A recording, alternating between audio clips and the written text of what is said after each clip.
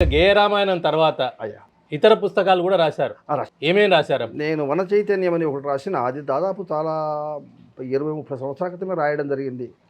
వన చైతన్యం యొక్క ప్రేరణ ఏంటి? మా వన చైతన్యం అనేది డిఎఫ్ఓ గారు మన సురేష్ చంద్రరావు గారని, ఆయన కరీంనగర్లో ఉన్నప్పుడు నన్ను పిలిపించి, అయ్యా నేను ఇట్లా వన చైతన్య విషయంలో ఏదన్నా మీరు రాస్తే బాగుండను, కానీ ఆయన మీ పుస్తకాలన్నీ తీసుకున్న వాళ్ళ మూలమైన పుస్తకాలు తీసుకొని, కొన్ని మా పురాణ గ్రంథాలు తీసుకొని, వృక్షముల యొక్క వాటి యొక్క ఉపయోగం ఏమిటి, వృక్షములు ఎందుకు వచ్చేసినాయి, వృక్షముల యొక్క మనకు ఎంత ఉపకారం చేస్తున్నాయి, అవి ఒకటే నాకు అనిపించింది.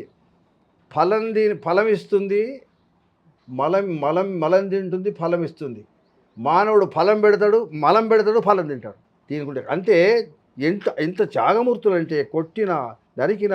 అయితే ఇటువంటి మన చైతన్యం దానికి ప్రజల్లోకి పోవాలనే సంకల్పం చేత చేసి అక్కడక్కడ గానం చేయడం జరిగింది, కానీ ఇంకా వెలుగులకు రాలేదు.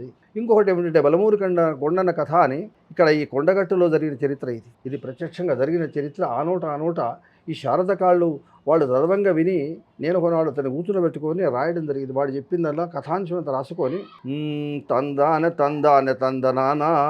తందాన ఈ బాడీ వెళ్ళదు. ముందుడికి 3 ఎలుకలు కొట్టి, 4 కొట్టి దమ్మవ్వ దెబ్బ కొట్టిందే రామయ్య తందాన అని బాణి. అయితే నేనేం చేసిన, ఒక 2 రోజులు వాడిని అంతా రాసుకొని దాన్ని కొంచెం సవరించి, ఈ బలమూరి వంశం వాళ్ళు ఇక్కడనే ఉన్నారు, చాలా కరీంనగర్ జిల్లాలో వాళ్ళు వెలుమలు.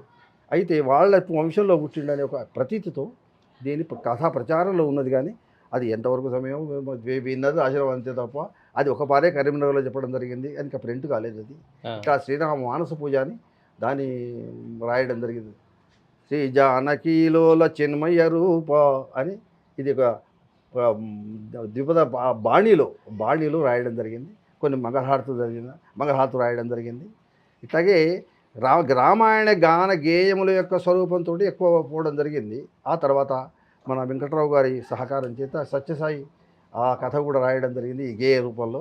మొన్న ఈ జహీరాబాద్ దగ్గర బర్దీపురం అనే గ్రామంలో ఆయన అవధూతగిరి స్వామివారి ఇక్కడ దాకా వచ్చేసి మా స్వామివారి చరిత్ర రాయమంటే అది రాయడం జరిగింది. ఇదే బాణీలో కథాగానం చేశానని చెప్పాడు. భగవద్గీతతో మొత్తానికి వ్యాసంగం శాస్త్ర భాషా సాంగత్యము, సంగీత సాంగత్యంతో జీవితం గడుస్తున్నది. మా పిల్లలు కూడా గేయ కావ్యంగా రాయడం జరిగింది.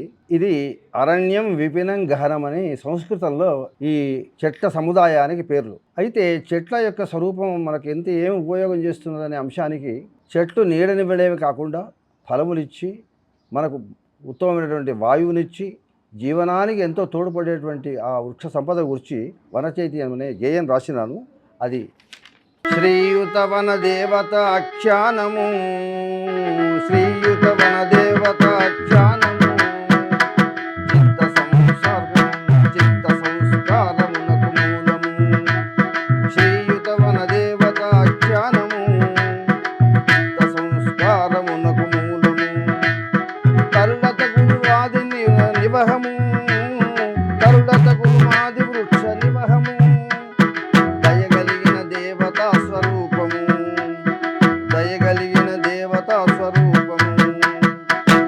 పుష్ప ఫలముల నెడు తల్లులు, పత్ర పుష్ప ఫలముల నెడు తల్లులు, పావనమము నీడ నొసగు చాగులు, పావనమము నీడ నొసగు చాగులు.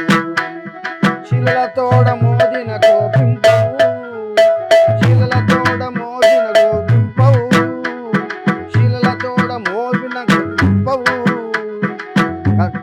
కలబాధల నెల్లనెవరితో తెలుపవు, మాలిన్యము గొనుసు ఫలము దొసగును, మాత్రము